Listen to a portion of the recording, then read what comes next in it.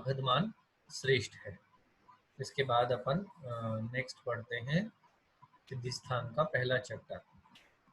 सिद्धि स्थान के पहला चैप्टर जो है उसका नाम है कल्पना सिद्धि। आप अपनी बुक में खोल सकते हैं इसको, अगर बुक है तो। कल्पना सिद्धि, यहाँ पर पहला ही क्वेश्चन क्या बनता है पीजी एग्जाम में, फर्स्ट ही क्वेश्चन बनता है कि सिद्धि स्थान के पहले चैप्टर का नाम क्या है, कल्पना सिद्धि, या फिर उल्टा पूछ लेगा कल्पना सिद्धि है कल्प का पहला चैप्टर, सिद्धि स्थान का फर्स्ट चैप्टर, चिकित्सा स्थान का फर्स्ट चैप्टर। तो अपन को याद रखना है सिद्धि स्थान का फर्स्ट चैप्टर कल्पना सिद्धि है। वेरी वेरी इंपॉर्टेंट बात है ये, याद रखना है। और आखिरी चैप्टर उत्तरवस्थी सिद्धि है। तो आप राइट साइड में ऊपर लिख सकते हैं सिद्धि स्थान का प्रथम अध्याय कल्पना सिद्धि और आखिरी उत्तरवस्थी। कल्प शब्द से आप कल्प स्थान का फर्स्ट चैप्टर नहीं समझना, इसको पहला ही इंपॉर्टेंट क्वेश्चन यहाँ से बनता है। फिर नेक्स्ट बात, इस चैप्टर में नेक्स्ट श्लोक देखिए, थर्ड नंबर श्लोक के इधर राइट साइड में लिख लो कुल 12 प्रश्न पूछे गए हैं। तो सेकंड क्वेश्चन बनता है कि कल्पना अध्याय में, कल्पना सिद्धि अध्याय में कुल कितने प्रश्न हैं। 12 क्वेश्चन हैं। क्वेश्चन क्या थे एक्चुअली, हर बार अग्निवेश जी क्वेश्चन पूछते थे और पुनर्वसु आत्रेय उनका सोल्यूशन बताते थे, इसीलिए ये संहिताएं लिखी गई हैं। फिर 6 नंबर श्लोक खोलिए, 6 नंबर। एक आप लिमिट ध्यान रख लीजिए, जब भी स्नेह का प्रयोग करते हैं तो 3 to 5 की लिमिट लगती है, 3 to 7 की लिमिट लगती है, सॉरी 3 to 7 क्या है, मिनिमम कितने डेज करना है तो 3 डेज, मैक्सिमम कितने डेज करना है 7 डेज। बहुत आसान है। मिनिमम कितने डेज करते हैं 3 डेज और मैक्सिमम कितने दिन करते हैं 7 days. Very very very important है। तो देखते हैं अपन संस्कृत की लाइन, छठा श्लोक को लिए, त्रयहावरम 3 दिन से लेकर सप्त दिनम परम तु स्निग्धो नरः स्वेदितव्य उक्तः। 3 से 7 दिन तक स्नेहन देना चाहिए, उसके बाद स्वेदन का प्रयोग करना चाहिए। तो ये कह रहे हैं कि स्नेहन की मिनिमम ड्यूरेशन 3 डेज है, मैक्सिमम 7 डेज है। 7 डेज के बाद क्यों नहीं देते हैं, क्योंकि वो उसके अनुकूल हो जाता है, उसकी धातुओं को साथ में हो जाता है। नीचे देखिए, नातः परम स्नेहम आदिश्यंती सात्मी भक्ते सब दिनात परम तो, 7 दिनों बाद स्नेह साथ में हो जाता है, इसलिए 7 दिन से ज्यादा स्नेह नहीं देते। ये बहुत क्वेश्चन पूछा जाता है। यहाँ आपको ऐसे दे देगा, इसी को सूत्र स्थान में क्या लिखा गया है, तो आप लेफ्ट साइड में लिख लीजिए अपनी बुक पे, छोटा सा एक शब्द लिखना बस। और मैंने आपको पहले भी समझाया, आज फिर समझा रहा हूँ, अपनी बुक को खराब नहीं करना, बहुत थोड़े से मार्क्स, मतलब मार्किंग करनी है, अंडरलाइन करनी है, रगड़ना नहीं है बुक को, नहीं तो दोबारा पढ़ी नहीं जाएगी। ये शब्द लिखो, प्रकर्ष काल। आपके पास क्वेश्चन ऐसा भी आएगा, स्नेह का प्रकर्ष काल है, उसका मीनिंग यही है कि स्नेह कितने समय तक दे सकते हैं। तो आंसर सेम रहेगा, लेकिन ये शब्द लिख लीजिए, प्रकर्ष काल 6 से 7 दिन, ओ सॉरी 3 से 7 दिन तक, यानी मैक्सिमम 7 डेज के बाद क्यों नहीं कराते।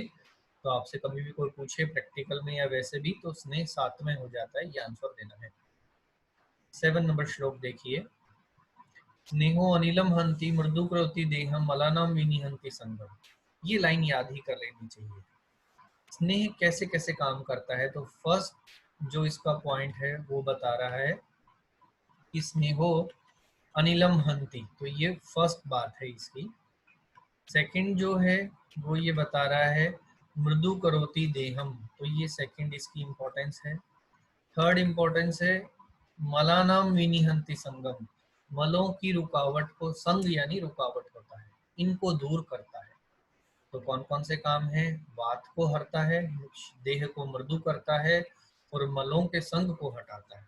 लेकिन हिंदी नहीं याद करनी इसकी, क्यों नहीं करनी आगे मैं बताऊंगा, पहले एक साथ पढ़ के बताता हूँ। स्नेहो अनिलम हंति मृदु करते देहम मलानाम विनिहंति संगम, बस ऐसे ही याद करना है। क्वेश्चन आया था, डैश अनिलम हंति मृदु करोति देहम मलानाम विनिहंति संगम, स्नेहो अनिलम हंति मृदु करोति देहम मलानाम विनिहंति संगम, फिल इन द ब्लैंक करना था क्वेश्चन।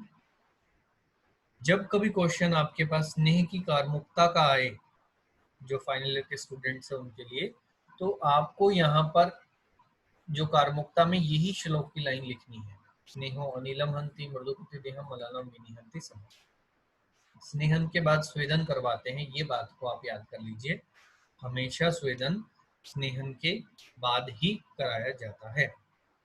स्निग्धस्य सूक्ष्म अयनेषु, जो स्निग्ध हो चुके हैं छोटे छोटे अयन यानी कि स्रोतस, लीनम स्वेदस्तु दोषम नेति द्रवम, उसमें जो लीन है दोष उनको स्वेदन द्रव करके बाहर निकालता है। तो ये भी लाइन अपन को याद ही करनी है।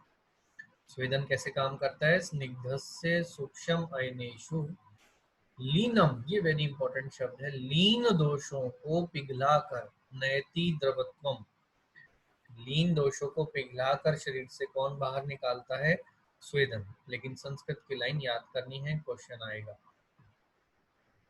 नेक्स्ट देखते हैं, वमन और विरेचन से पहले क्या खिलाना चाहिए। तो 8 नंबर श्लोक पढ़ो। देखिए, इसके बारे में मैंने पहले भी बात की थी। वमन से पहले कफ को बढ़ाने वाला खाना देते हैं और विरेचन से पहले कफ को कम करने वाला खाना देते हैं। तो वही खाने के बारे में बता रहा है, कौन कौन सा खाना हो गया। तो यहाँ 1 और 2 करके मैंने लिखा है, तो आप पढ़िए।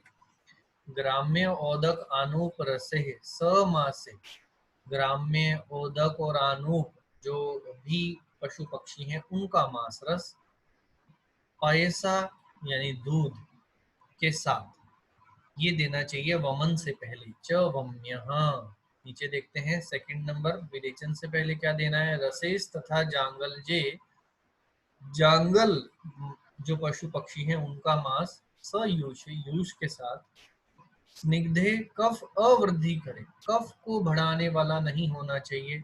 ये बात आप फिट बिठा लो दिमाग में। तो 2 क्वेश्चन है, वमन से पहले क्या देते हैं, ग्राम्य ओदक आनूप मांस पय के साथ। सेकंड क्वेश्चन, विरेचन से पहले जांगल मांस रस यूष के साथ देते हैं। इसी बात को क्लैरिफाई करने के लिए 9 नंबर श्लोक देखो। श्लेष्म उत्तर छर्दयति ही अदुखम, अगर वमन करवाना है बिना दुख के तो पहले कफ बढ़ा हुआ होना चाहिए, ये बेस्ट कंडीशन है। तो लाइन क्या लिखी, श्लेष्म उत्तरश, श्लेष्म बढ़ा हुआ होना चाहिए, छर्दयति ही अदुखम, बिना दुख वाले वमन के लिए। पीछे पढ़ते हैं, विरिच्यते, विरेचन के लिए, मंद कफस्तु सम्यक, मंद कफ कंडीशन। तो दोनों कंडीशन मैंने पहले भी बात की, अभी भी बात की, याद करनी है अच्छे से, वेरी वेरी इंपॉर्टेंट है। उसके बाद संसर्जन क्रम क्या होता है, तो आप याद करो संसर्जन क्रम क्या है। शोधन के जस्ट बाद अग्नि जो है वो कम हो जाती है। तो अपन एक एग्जांपल लेते हैं, जैसे मान लीजिए आपके घर में आपको आग जलानी है लकड़ियों से, खेपड़ियों से। आपके पास आग कितनी है, इतनी सी छोटी सी अग्नि है आपके पास, वो भी माचिस की तिल्ली से आपने अग्नि को क्रिएट किया है। तो बहुत ही अणु अग्नि है, उसको आपको बढ़ाना है। तो आप उसके ऊपर बड़ी बड़ी लकड़ी पसंद करोगे रखना या छोटे छोटे घास फूस रखना पसंद करोगे, तो नो डाउट आप घास फूस रखोगे, उससे अग्नि तेज हो जाएगी। ये एग्जाम्पल अपन को याद रखना है, ये संसर्जन क्रम है अपनी बॉडी के लिए, शोधन के बाद कराया जाता है। शोधन में भी 2 ही चीजों के बाद कराया जाता है, वमन और विरेचन। इसमें टोटल 4 कंटेंट होते हैं, पेया, विलेपी, यूष और मांसरस। तो 4 कंटेंट हैं। अगर अपन 4 कंटेंट टोटल एक एक कंटेंट को 3 बार ही देते हैं, तो टोटल कितनी बार देना है अपन को, 12 बार। दोबारा समझाता हूँ, टोटल 4 ही कंटेंट है अपने पास में, पेया, विलेपी, यूष, मांसरस। तो टोटल कितनी बार चीजों को अपन को देना है, इसको काउंट करने के लिए मैंने आपको बोला हर एक कंटेंट को आप 3 बार दो, तो टोटल 12 बार आपने कंटेंट दिया। ये हो गई प्रवर शुद्धि। फिर अगर आप एक एक कंटेंट को सिर्फ 2 बार दे रहे हो, तो ये बनेंगे 4 दूना 8, यहाँ 4 समझो आप, 4 लिखा हुआ है, 8 बार। और अगर आप इन चारों कंटेंट को सिर्फ एक ही बार देते हो पूरे के पूरे संसर्जन क्रम में, तो ये 4 बन जाएंगे। ये है क्या, ये है अन्न काल, ठीक है, ये कुल है अन्न काल। आप इसको ऐसे समझो, हिंदी को पढ़ो, पेया आदि संसर्जन क्रम की विधि। प्रधान मध्यहीन शुद्धि में प्रधान शुद्धि ये है, मध्यम शुद्धि ये है और अवर शुद्धि ये है। 12, 8, 4। ऐसे में पेया, विलेपी, अकृत, प्रत्यूष, अकृत, कृत, मासरस को क्रम से 3 अन्नकाल, 2 अन्नकाल, 1 अन्नकाल में देते हैं। तो जो अपना 12, 8, 4 निकला है, आप ये 11 नंबर श्लोक में राइट साइड में बुक में लिख सकते हैं। 4 × 3 = 12, 4 × 2 बराबर 8, 4 × 1 बराबर 4। ये है अन्नकाल। कुल अन्नकाल प्रवर शुद्धि में 12 होते हैं, मध्यम में 8 होते हैं, अवर में 4 होते हैं। कितने कितने दिन तक देना है? प्रवर को 7 दिन तक देते हैं, मध्यम को 5 दिन तक और अवर को 3 दिन तक देते हैं। नेक्स्ट देखते हैं अपन। इसको आपको वैसे 11 नंबर श्लोक को श्लोक में ही याद कर लेना चाहिए अगर आपको एग्जाम में लिखना है फाइनल ईयर में। तो कैसे पढ़ेंगे? पेयाम विलेपी अकृतम कृतम च यूषम रसम त्रिद्वी अथ एकश्च। पेया, विलेपी, अकृत, कृतयूष, अकृत, कृत, रस से मतलब होता है मांस रस। इनको 3 बार, 2 बार और 1 बार देने पर क्रमेण सेवित, इनको क्रम से अपन सेवन करेंगे तो विशुद्ध काय, विशुद्ध यानी शोधन के बाद, प्रधान, मध्य, अवर, शुद्धि, शुद्ध, यही प्रधान संसर्जन क्रम, मध्यम और अवर संसर्जन क्रम कहलाएंगे। किनके हिसाब से देना इनको? कैसे शरीर में शोधन हुआ है, प्रधान शोधन हुआ है, मध्यम या अवर, ये आगे क्लियर होएगा क्या होता है ये। तो अपन को डेज याद रखने हैं संसर्जन क्रम में, मैक्सिमम 7 डेज, मध्यम शुद्धि में 5 दिन, अवर शुद्धि, अवर यानी सबसे कम जिसमें शोधन में वेग आए हैं वो, उसमें 3 दिन देना है। 12 अन्नकाल, 8 अन्नकाल, 4 अन्नकाल। अब नीचे देखते हैं अपन। आप 12 नंबर श्लोक को देखिए। इसको ऐसे देने से फायदा क्या होगा, ये फिर एक श्लोक की लाइन याद करनी है आपको। यथा अणु अग्नि स्तृण गौम्य आद्येः हम पहले सोचे संधुक्ष्य थे भैया मानो भवति क्रमेण। तो ये अपन को इसमें याद इस तरह से करना है, जैसे यथा मतलब जैसे, अणु अग्नि थोड़ी सी अग्नि, तृण गौम्य आदि रखने पर संधुक्ष्यमानो भवति क्रमेण, क्रम से बढ़ती जाती है आग, वैसे ही महान स्थिर सर्वपचस तथैव च, बहुत बड़ी स्थिर और सब कुछ पचाने वाली अग्नि हो जाती है। शुद्धस्य पेया आदि भी अंतर, शोधन के बाद पेया आदि को क्रम से सेवन करने पर। वेरी वेरी इंपॉर्टेंट लाइन है, ये याद कर लीजिएगा। यथा अनु अग्नि स्तृण गौम्य आद्य संधुक्ष्य मानो भवति क्रमेण महान स्थिर सर्वपचस तथैव शुद्धस्य पेया आदि भी अंतरग्नि। जो बीएमएस में स्टूडेंट हैं उनको ये दोनों श्लोक मैंडेटरी है याद करने के लिए, बहुत इंपॉर्टेंट है। नेक्स्ट देखते हैं 30 नंबर श्लोक खोलिए। वमन और विरेचन, इनमें क्या होता है, वेग आते हैं। जैसे वमन की टेबल पे पेशेंट को बिठाया, उसको एक बार उल्टी हुई, इसको एक वेग बोलते हैं। इस तरह से ये जो बाहर निकल रहे हैं मल, वैसे ही गुदा मार्ग से निकलेगा तो उसको वमन, विरेचन में एक वेग बोलेंगे। इनकी एक काउंटिंग तय की गई। जघन्य सबसे कम होता है, इसी को अवर भी बोलते हैं। मध्यम और प्रवर, 3 तरह की शोधन के क्लासिफिकेशन बताए गए हैं।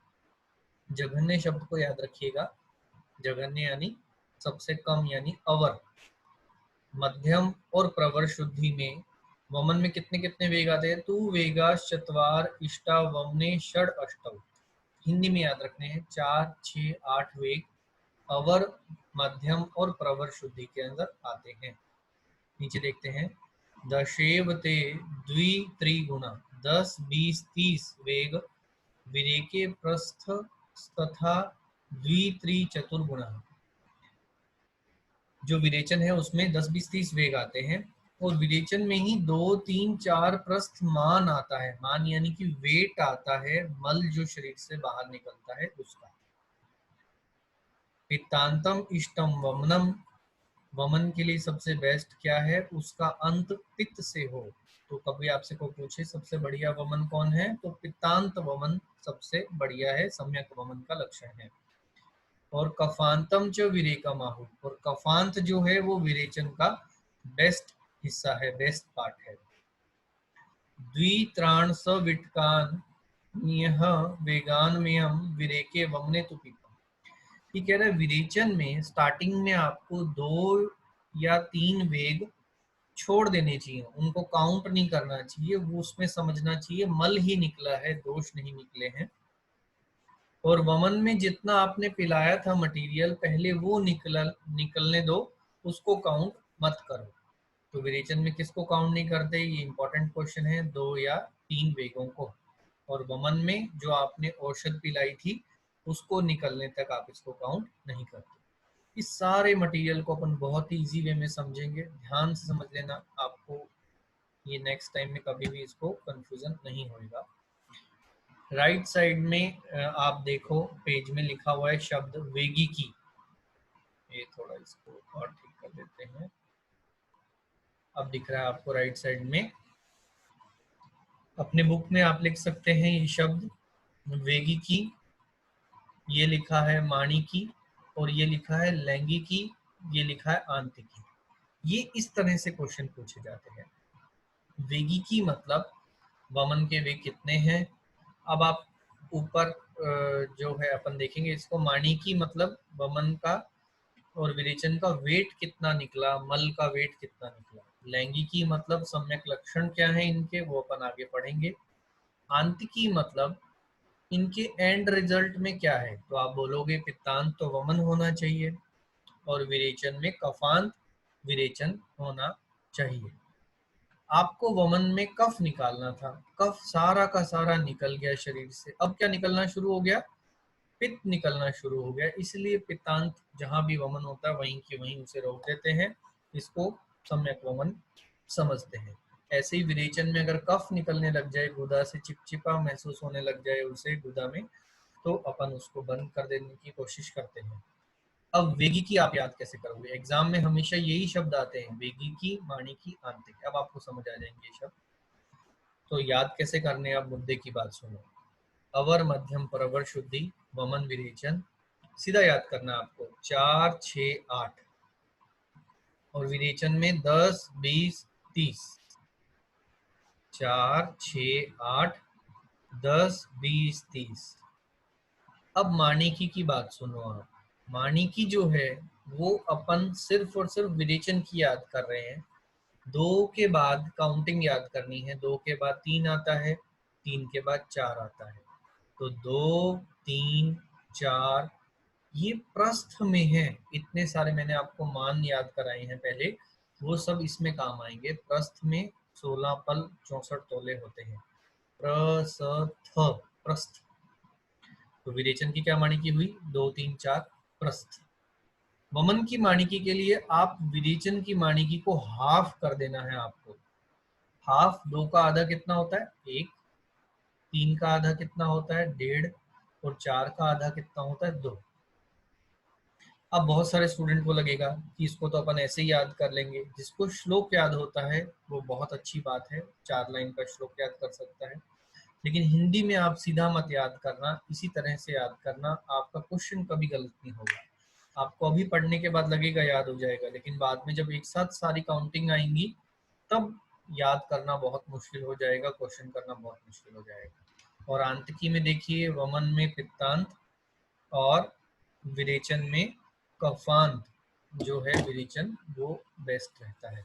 दोबारा मैं समझा देता हूँ, वेगिकी में वमन में 4 6 8 याद करना है, तो 4 वेग 6 वेग 8 वेग, ये आप अंडरस्टूड है, सेल्फ अंडरस्टूड है कि 4 वाला अवर शुद्धि में है और 8 वाला प्रवर शुद्धि में है।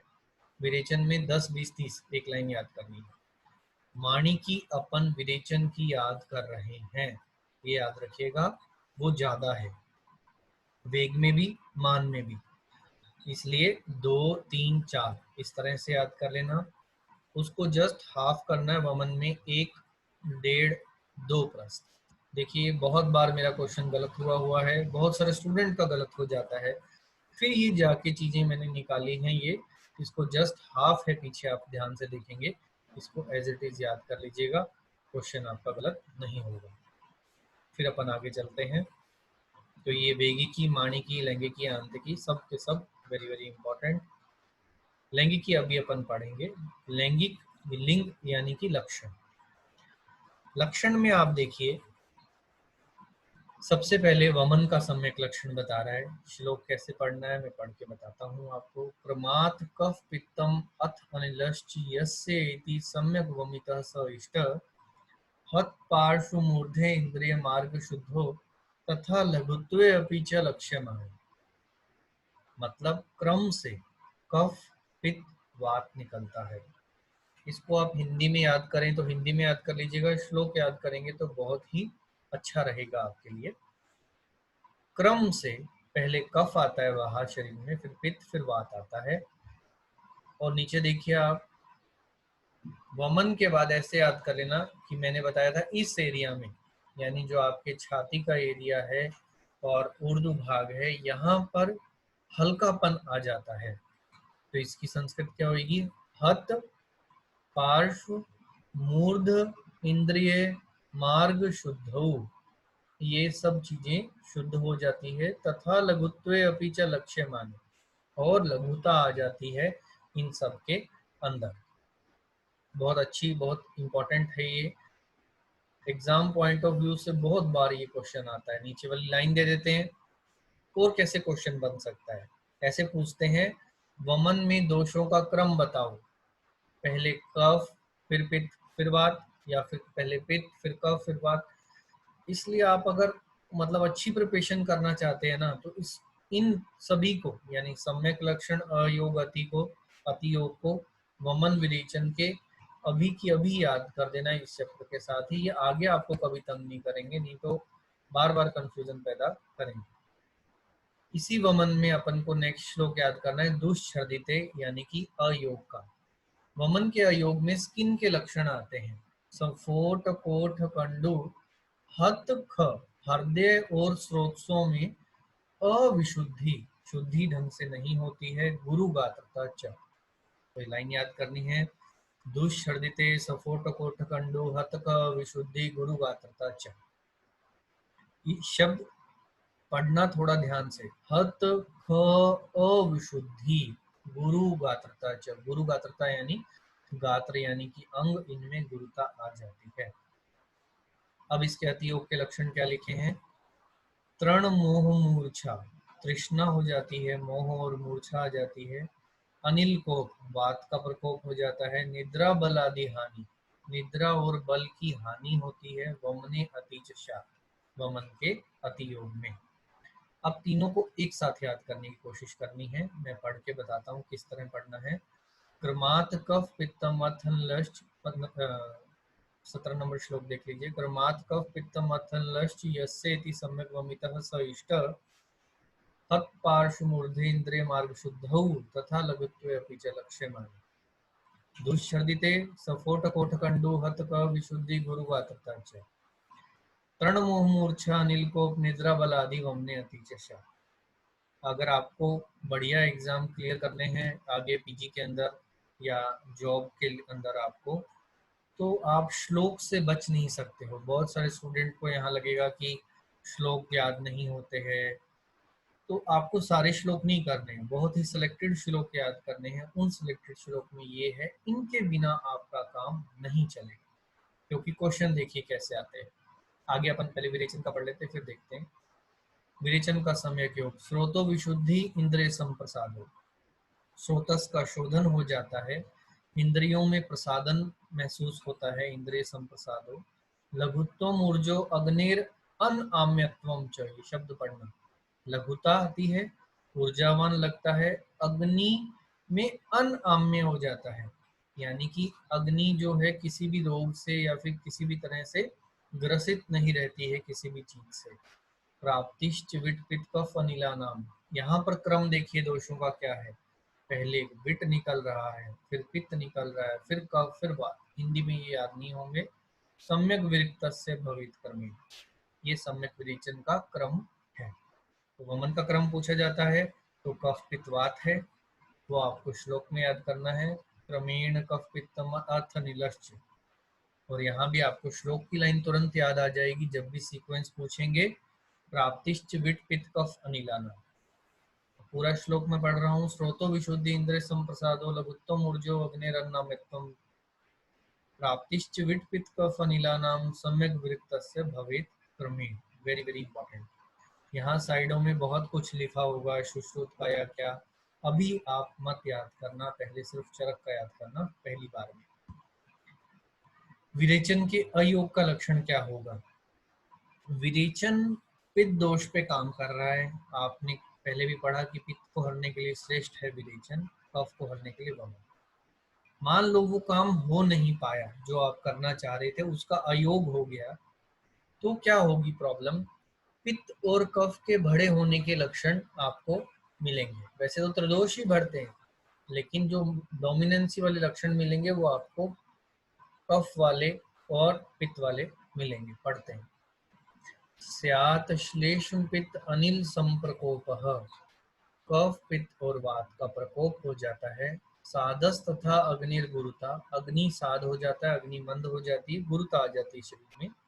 प्रतिशः, प्रतिशय पैदा हो जाता है।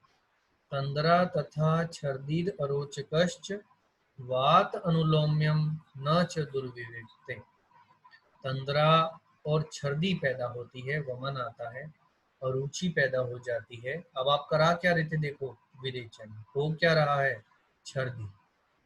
वात अनुलोम्यम न च दुर्विरक्ते, और जो गुदा मार्ग से वात निकलनी चाहिए थी सम्यक विरेचन में, उस वात का अनुलोमन नहीं होता है। ये दुर्विरिक्त के लक्षण हैं। दोबारा पढ़ता हूँ। स्यात् श्लेष्म पित्त अनिल संप्रकोपः साधस तथा अग्निर्गुरुता प्रतिश्य।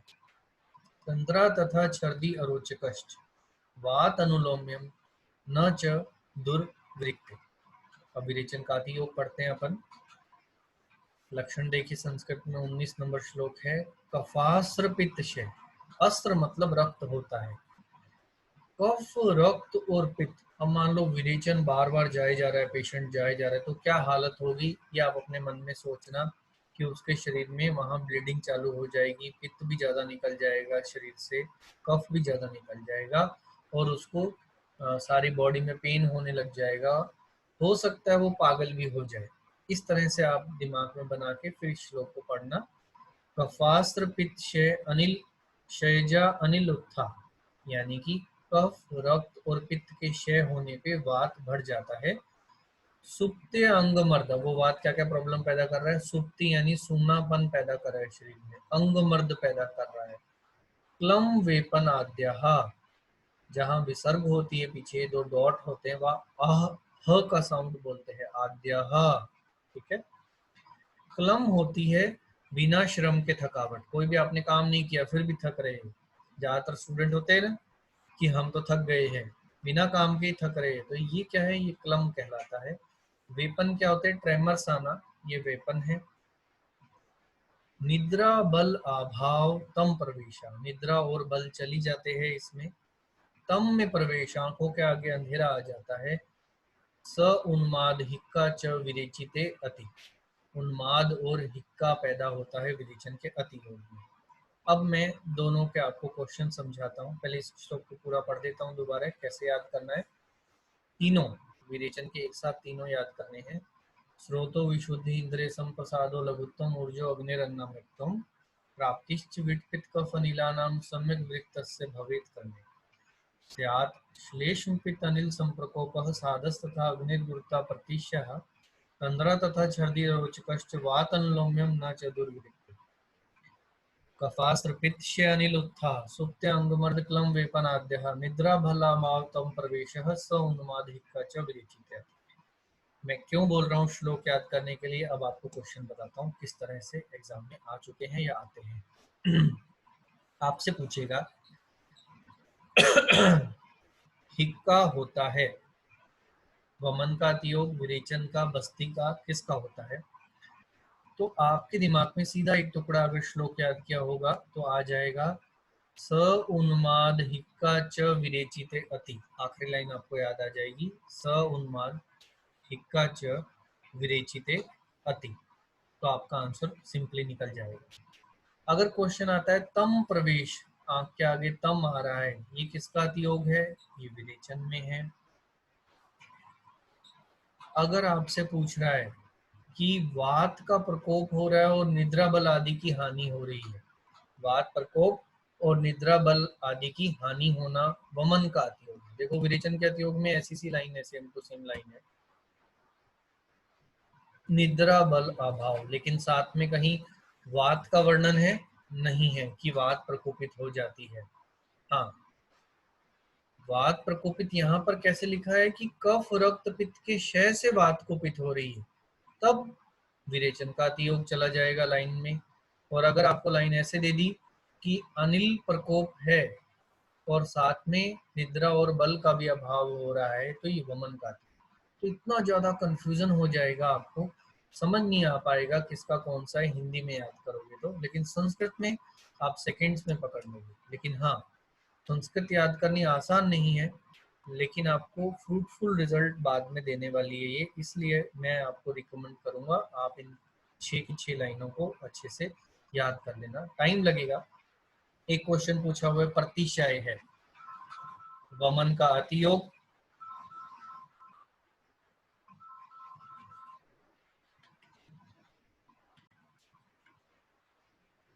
तो आपको ये तीनों के श्लोक, वमन, विरेचन के सम्यक अयोग अतियोग, आपको श्लोक की फॉर्म में ही याद करने चाहिए। एक क्वेश्चन आया वो है प्रतिशय किसका, अब आप कंफ्यूज हो जाओगे, वमन का अयोग है, वमन में भी तो कफ बढ़ रहा है अयोग में, या विरेचन का अयोग है। इसलिए सोल्यूशन बहुत ही सिंपल है, आप इन लाइनों को, श्लोक को 2-4 बार अच्छे से याद करने की कोशिश करना, आपको याद हो जाएगा। तो अपन आज रिवाइज करते हैं जितना अपन ने आज पढ़ा है। सबसे पहले अपन ने 12th चैप्टर में पढ़ा है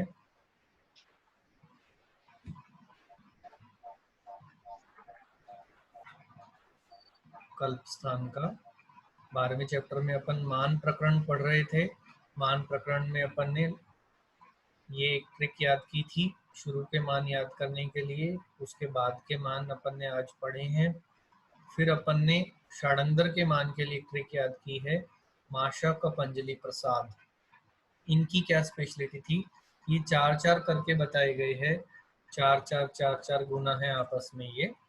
और उसके बाद देखते हैं अपन, उसके बाद है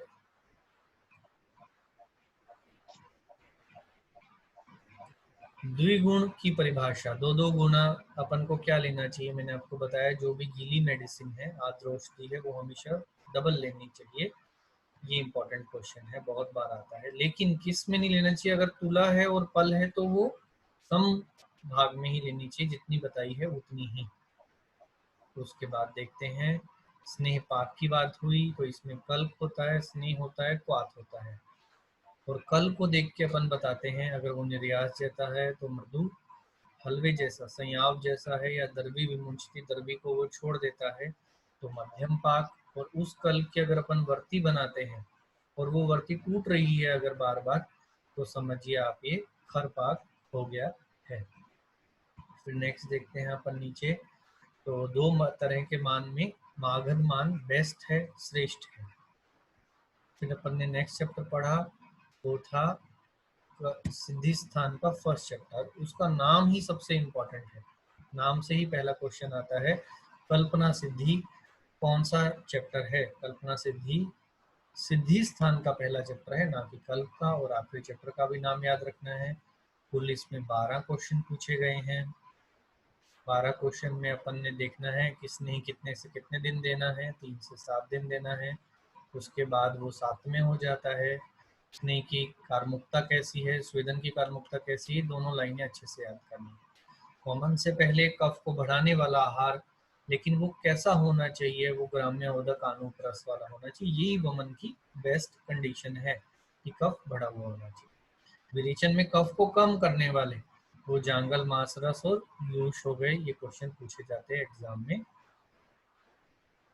संसर्जन क्रम में मैंने आपको बताया टोटल 4 चीजें हैं, इनके हिसाब से अगर अपन चारों को 3-3 बार देंगे तो प्रवर शुद्धि बन जाएगी, 12 अन्नकाल बन जाएंगे।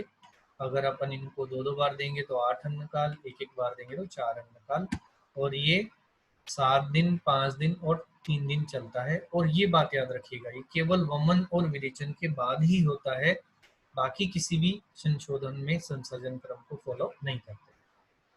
वेगी की माणिक्य आंतकी श्लोक में आप पढ़िएगा और यहाँ आप रिवाइज कर लीजिएगा। 4, 6, 8, 10, 20, 30 विरेचन की। माणिक्य अपन ने सिर्फ विरेचन की याद की है। 2, 3, 4 प्रस्थ, उसको जस्ट हाफ कर देंगे, 1, 1.5, 2 प्रस्थ वमन की बन जाएगी। विरेचन का एंड बेस्ट क्या है? कफांत होना चाहिए, और विरेचन के बाद वमन का पित्तांत होना चाहिए, अंत, आंतिकी।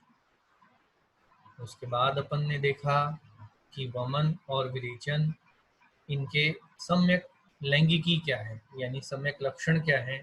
तो श्लोक अच्छे से पढ़ने हैं, लास्ट बार मैं आपको पढ़ के बता रहा हूँ, इनको एज इट इज आप याद कर लीजिएगा। वमन के पहले 3 एक साथ पढ़ता हूँ। प्रमात कफ पित्तम अथन लश्च यस्येति सम्यक वमितः स इष्टः हत पार्श्व मूर्ध इंद्रिय मार्ग शुद्धौ तथा लघुत्वपि च लक्ष्यमाणे दुश्छर्दिते सफोटकोटखंडो हत क अविशुद्धि गुरुगात्रता च तृणमोह मूर्छा नीलकोप निद्रा बलादि हानि वमने अति च शा। विरेचन के तीनों एक साथ याद करने हैं। स्रोतो विशुद्धि इंद्रिय संप्रसादो लघुत्तम ऊर्जो अग्निरन्नाम्यक्तम च प्राप्तिश्च विटपित कफ अनिलानां सम्यक विरक्तस्य भवेत् क्रमः। विरेचन के अयोग में स्यात् श्लेष्मपित्त अनिल संप्रकोप साधस तथा अग्निगुरुता प्रतिशत तंद्र तथा छर्दीय रोचकश्च वात अनुलोम्यम न च दुर्विरक्ते कफास्त्र पिच्छय जनिलुत्था सुप्ते अंगमर्द क्लम वेपनाद्यः निद्रा बलाभावतम प्रवेश स उन्मादिका च विरेचिते अति। तो आज के लेक्चर में अपन इतना ही पढ़ेंगे, इनको आप अच्छे से याद करो, बाकी फिर अपन नेक्स्ट जो है लेक्चर में पढ़ेंगे।